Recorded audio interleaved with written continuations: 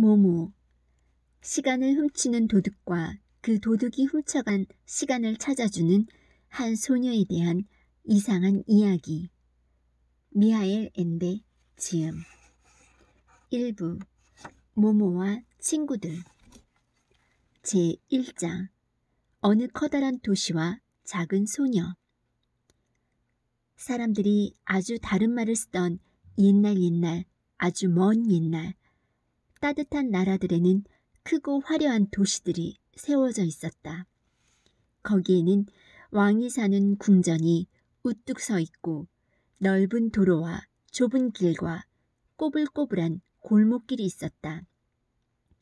황금과 대리석으로 조각된 신의 상이 서 있는 웅장한 사원도 있고 세계 곳곳의 왕국에서 들여온 온갖 다채로운 물건이 산더미처럼 쌓여있는 시장도 있었으며 사람들이 새로운 일을 이야기하고 연설을 하거나 듣기 위해 모였던 넓고 아름다운 광장도 있었다.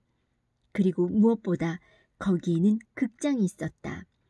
그 극장들은 오늘날의 서커스장과 비슷하지만 커다란 돌로만 지어져 있다는 점은 달랐다. 관객이 앉는 좌석은 거대한 깔때기처럼 겹겹이 계단식으로 꾸며졌다. 위에서 내려다보면 이 극장들은 둥그런 원 모양도 있고 갸름한 탕원형 모양도 있고 커다란 반원 모양도 있었다. 사람들은 이 극장을 원형 극장이라 불렀다. 그 중에는 축구 경기장만큼 커다란 것도 있고 겨우 몇백 명의 관객에게 어울리는 자그마한 극장도 있었다. 또 둥근 기둥과 조각들로 꾸며진 화려한 극장이 있는가 하면 아무 장식도 없는 소박한 극장도 있었다. 이 원형 극장들에는 지붕이 없었다. 모든 행사는 탁 트인 하늘 아래서 열렸다. 그래서 화려한 극장에는 관객들이 뜨거운 햇볕이나 느닷없이 쏟아지는 소낙비 때문에 고생하는 일이 없도록 좌석 위에 금실로 짠 융단을 높다랗게 쳐놓았다. 소박한 극장에서는 갈대와 지프로 짠 차일이 그 구실을 했다. 한마디로 극장들은 사람들의 형편에 맞게 꾸며졌다. 하지만 모두들 극장을 갖고 싶어 했다. 그들은 하나같이 모두 열정적인 청중이요 관객이었기 때문이다. 그들은 무대에서 그려지는 감동적인 이야기나 우스운 이야기에 귀를 기울일 때면 무대에서 벌어지는 삶이 자신들의 일상의 삶보다 더 현실 같다는 묘한 느낌을 갖곤 했다. 그들은 이러한 또 다른 현실에 귀 기울이기를 좋아했다. 그 후로 수천 년의 세월이 흘렀다. 옛날의 커다란 도시들은 몰락했고 사원과 궁전들은 무너져 버렸다. 비바람과 추위와 뜨거운 햇볕으로 돌덩이들은 깎이고 구멍이 뚫렸다. 커다란 극장들도 세월의 풍파에 시달려 폐허만이 남았다. 여기저기 어지럽게 금이 간 담벼 틈새에서는 지금은 여치들만이 잠든 대지의 숨결처럼 들리는 단조로운 노래를 부르고 있다. 하지만 이 커다란 옛 도시 가운데에는 오늘날까지 커다란 대도시로 남아있는 곳이 몇 군데 있다. 물론 그 안의 삶은 아주 딴판이 되었다. 사람들은 자동차와 전철을 타고 다니고 전화와 전등을 쓴다. 하지만 새 건물들 사이에는 아직도 군데군데 둥근 기둥들, 성문, 무너진 단모퉁이 한 자락, 저 옛날의 원형극장 터가 남아있다. 바로 그런 도시에서 모모의 이야기는 시작된다. 이 커다란 도시의 남쪽 끝머리, 밭이 시작되고 갈수록 누추해져가는 오두막집들이 있는 곳, 빽빽한 소나무 숲에는 무너진 작은 원형극장이 숨어 있었다. 그곳은 저 옛날에도 화려한 극장은 아니었다. 말하자면 가난한 사람들을 위한 극장이었다. 우리가 사는 시대에 곧 모모의 이야기가 시작되는 그즈음에 이 폐허는 거의 잊혀져 있었다. 몇 안 되는 고고학 교수들이 이곳을 알고는 있었지만 더 연구할 것이 남아있지 않았기 때문에 그들 역시 이 폐허에 관심을 갖지 않았다. 게다가 그곳은 그 대도시에 있는 다른 유적지와 견줄 만한 대단한 유적지도 못 되었다. 그래서 어쩌다 관광객 몇 사람이 길을 잘못 들어 그곳에 와서는 잡초가 무성한 좌석들 사이를 오르내리고 소란을 떨다가 기념사진을 찍고 다시 가버리는 것이 고작이었다. 그러고 나면 이 원형 석조 극장 터에는 다시 고요함이 깃들이고 여치들은 잠시 중단됐던 똑같은 음의 끝없는 노래를 계속하는 것이었다. 이 묘한 원형극장 터를 알고 있는 사람은 가까운 이웃마을 사람들 뿐이었다. 그들은 이곳에 염소를 풀어놓아 풀을 뜯겼고 아이들은 가운데 둥근 마당에서 공놀이를 했다. 밤이 되면 간혹 사랑하는 연인들이 찾아오기도 했다. 그러던 어느 날 마을 사람들 사이에 요즘 들어 누군가가 극장터에 살고 있다는 소문이 돌았다. 어린아이, 아마도 어린 소녀인 것 같다는 얘기였다. 이렇게밖에 말할 수 없는 것은 그 애의 옷차림이 약간 이상했기 때문이었다. 이름은 모모라든가? 아무튼 그 비슷한 이름이었다. 아닌 게 아니라 모모의 모습은 약간 이상했다. 깔끔함과 단정함을 중요하게 생각하는 사람이라면 조금 놀랄 정도였다. 키는 작았고 대단한 말랄깽이였다. 그래서 아무리 자세히 봐도 겨우 8살짜린지 아니면 벌써 12살이 된 소녀인지 도무지 알 수가 없었다. 아이의 머리는 칠흑같이 새까만 고수머리였는데 한 번도 빗질이나 가위질을 한 적이 없는 듯 마구 뒤엉켜 있었다. 깜짝 놀랄 만큼 예쁜 커다란 눈은 머리 색깔과 똑같이 까만색이었다. 거의 언제나 맨발로 돌아다녀서 발 역시 새까맸다. 모모는 겨울에만 가끔 신발을 신었다. 하지만 그 신발은 언제나 짝짝이인데다가 너무 헐렁했다. 하지만 그 애가 갖고 있는 것이라곤 어디선가 주었거나 선물로 받은 것뿐이어서 그럴 수밖에 없었다. 색색까지 알록달록한 천을 이어붙여 만든 치마는 복사뼈까지 치렁치렁 내려왔다. 모모는 그 위에 다 낡아빠진 헐렁한 남자 웃옷을 걸치고 있었다. 기다란 소매는 손목까지 걷어올렸다. 하지만 소매를 잘라낼 생각은 없었다. 앞으로 키가 더 커질 것을 미리 계산했기 때문이다.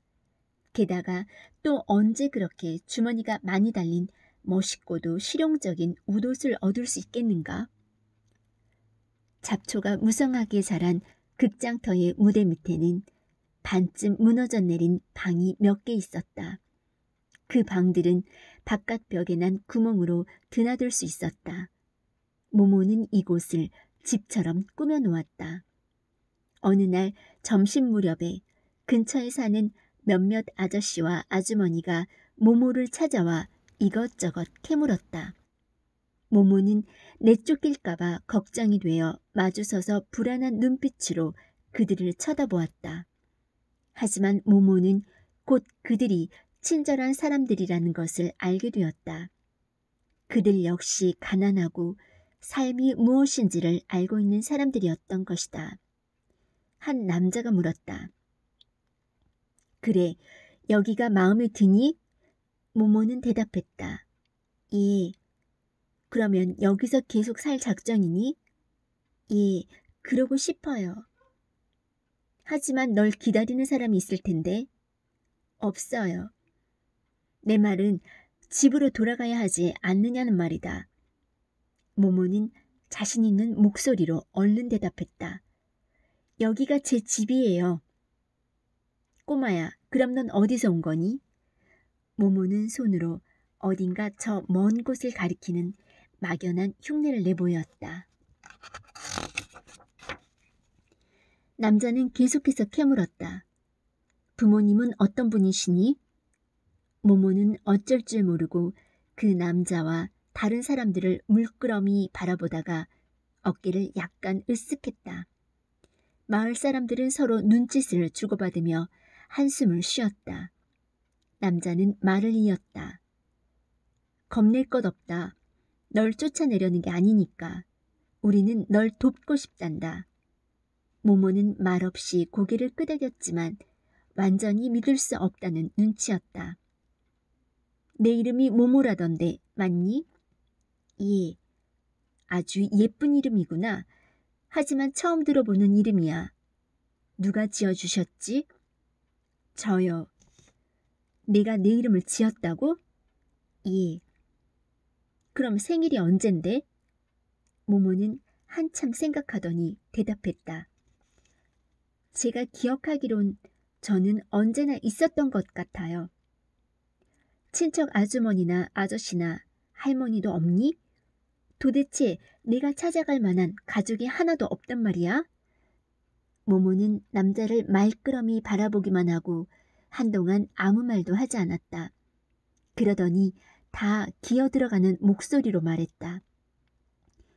여기가 제 집이에요. 남자는 말했다.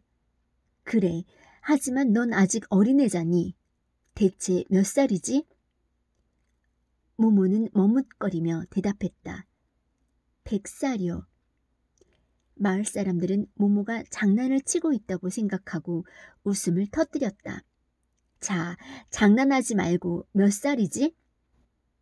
모모는 조금 더 자신 없는 목소리로 대답했다. 102살이요. 한참 후에야 사람들은 모모가 어쩌다 주워들은 숫자가 몇 개 되지 않는 데다가 세마기를 배운 적도 없어서 숫자가 무엇을 뜻하는지 모른다는 것을 알게 되었다. 남자는 다른 사람들과 의논하고 나서 말했다. 자, 내 말을 들어봐. 내가 여기 살고 있다고 경찰에 신고하면 어떨까?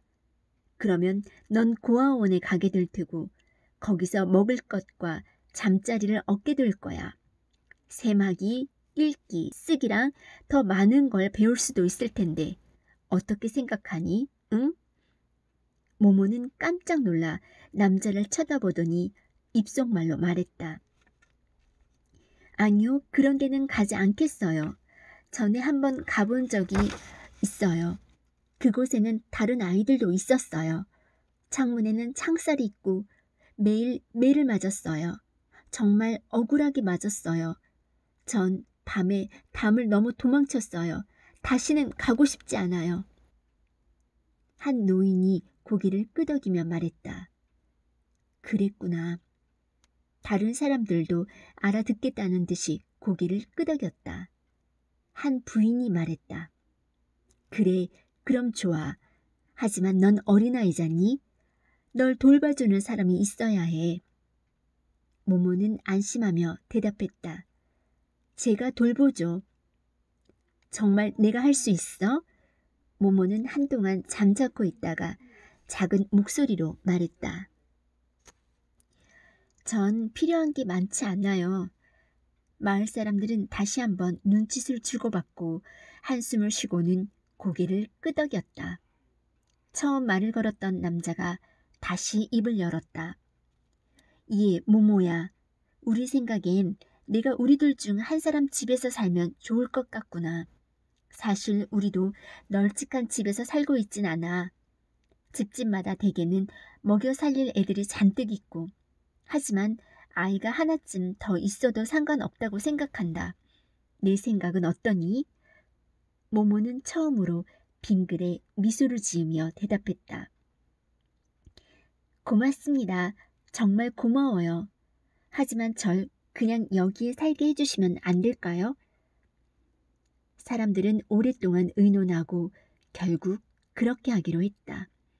여기서도 모모가 그들 중 한 사람 집에서 사는 것 못지않게 잘 살 수 있다고 생각했기 때문이었다. 그들은 모두 함께 모모를 보살피기로 했다. 그렇게 하는 것이 혼자서 보살피는 것보다 훨씬 간단할 테니까. 그들은 당장에 일을 시작해서 모모가 살고 있는 반쯤 허물어진 집을 깨끗이 치우고 정성껏 수리했다.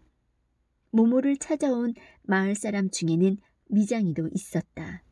미장이는 돌로 조그만 난로를 지어주고 그 위에 녹슨 연통까지 달아주었다.